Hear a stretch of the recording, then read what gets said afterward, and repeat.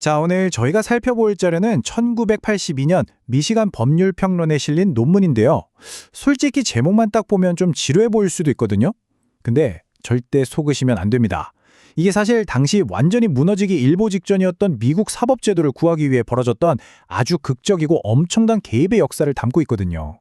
제 클리포드 월리스가 쓴 이 평론을 바탕으로 이야기를 풀어가 볼 건데요.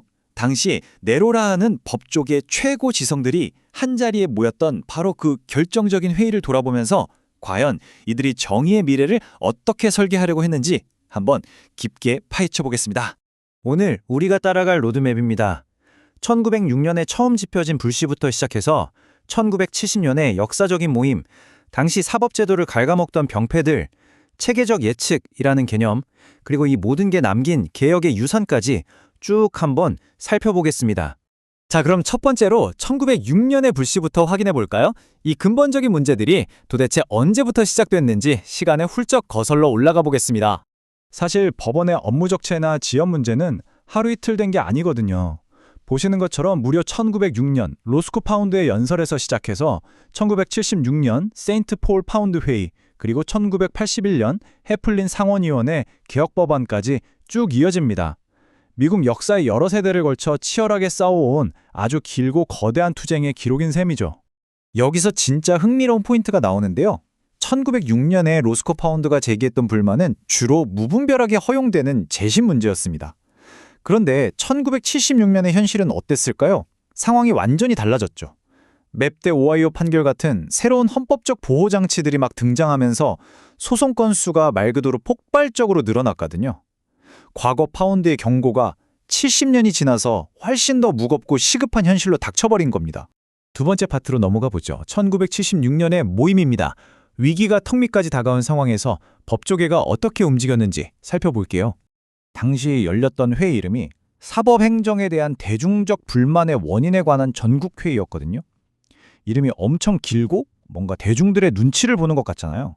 그런데 실제로는 대중들보다는 법률 전문가들만 아는 아주 깊고 고질적인 시스템 내부의 문제들에 현미경을 들이댔습니다.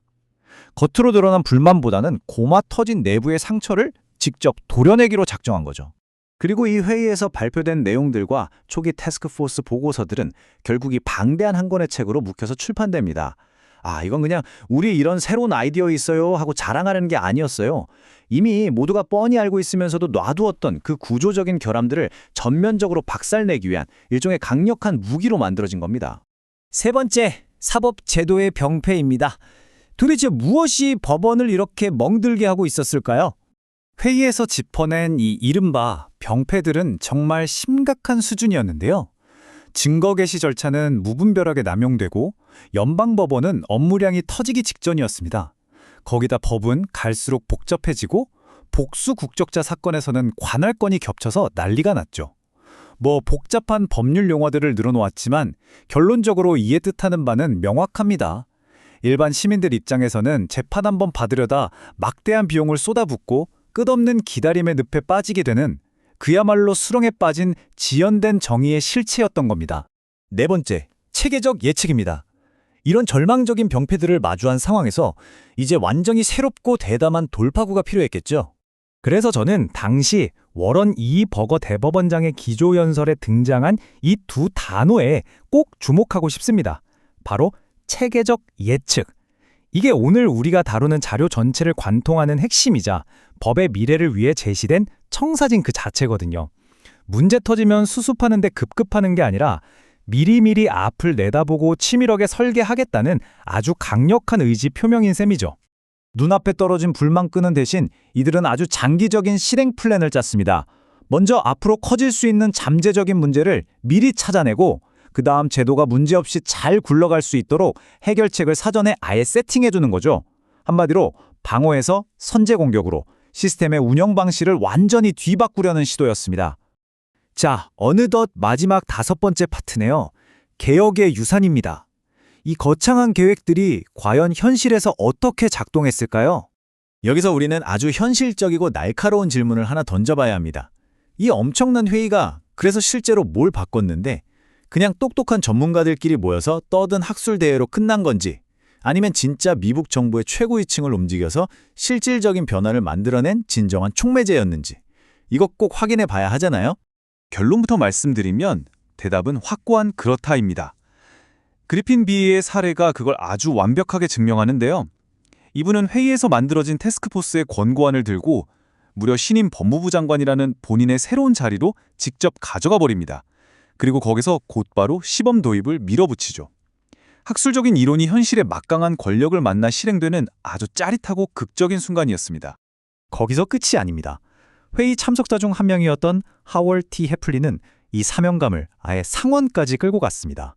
미래의 사법적 필요를 계속해서 연구하고 청사진을 그릴 수 있도록 상설자문위원회를 만들자는 법안을 직접 발의해버린 거죠. 개혁의 불씨를 아예 국가 시스템으로 제도화하려는 엄청난 시도였습니다. 이런 리더십은 회의가 끝난 뒤에도 쭉 이어졌는데요. 대법원장은 아예 10년, 20년 뒤를 내다보는 장기적인 시각을 강하게 요구했습니다. 왜냐하면 이런 거대한 구조적 문제를 고치려면 입법, 사법, 행정부 전체가 똘똘 뭉쳐야 하고 무엇보다 변호사 협회나 일반 시민들의 적극적인 참여 없이는 절대 불가능하다는 걸 뼈저리게 깨달았기 때문이죠.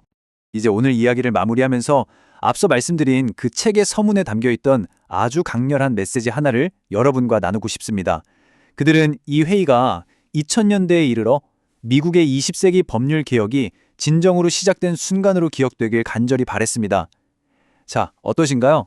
과거의 그 치열했던 체계적 예측의 외침이 오늘날 여러분이 직접 마주하고 있는 이 사법제도를 어떻게 만들어 왔는지 한 번쯤 깊게 생각해 보셨으면 좋겠습니다. 과연 지금 우리가 살고 있는 이 시스템은 그들이 그토록 바랐던 것만큼 체계적이고 정의롭게 미래를 준비하고 있을까요?